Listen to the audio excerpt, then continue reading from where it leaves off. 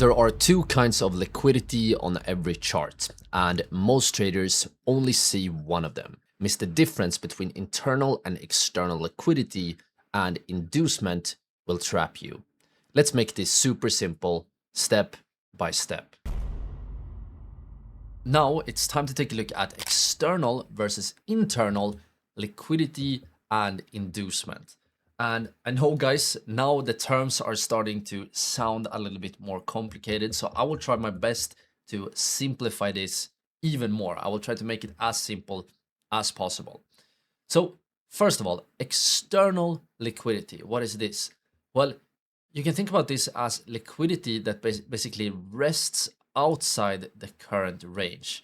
So for example, we have buy side liquidity above the major highs and sell side liquidity, below the major lows. And to make this even more simple, you can think about external liquidity as simply the most obvious levels, the most clear levels you can see on the chart. So for example, if you look at this image right here, you can see that I marked the external liquidity level with purple. So here we have the most obvious high on this image, and down here, let me actually draw this one out a bit more clearly. You can see down here we have the most obvious low. So let me delete my drawing so you can see more clearly. And what does this mean? Well, because this is such an obvious high, it means that we probably have lots of buy side liquidity, right? Lots of buy side liquidity above this high, and below this low, we probably have lots of sell side liquidity, right?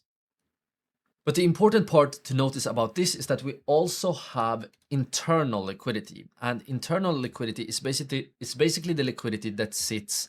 You can think about it as the liquidity that sits inside the range. So these are the minor swing points, the pullbacks, the highs and lows, the fair value gaps, and so on and so on. And don't worry, I will talk about fair value gaps later on in this course.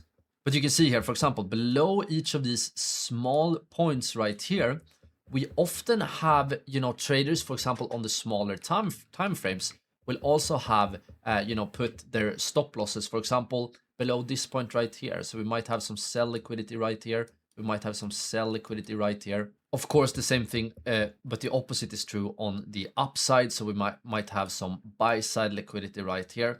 But the important part to notice is that these small swings are usually not as significant. So in general, what I like you to think is just to, if you really want to find the most important liquidity spots on the chart, you want to focus on the most obvious swing highs and swing lows, the points that really sticks out on the chart. For example, the points I showed you guys earlier in the video, earlier in the course when we took a look at the Bitcoin example. But now I want to take a look at a specific example of internal liquidity. And this is what is known as liquidity inducement. What is liquidity inducement? Well, liquidity inducement is when we see a deliberate move against the trend that sweeps the, as I said, internal liquidity to trick traders in the wrong direction and then continue. So this is a sort of way to trick traders in one direction and then push the price back up. So let me try to demonstrate this. So let's say that we have an uptrend, like right here, we have a clear uptrend, but then we might have, let's say that the price goes something like this.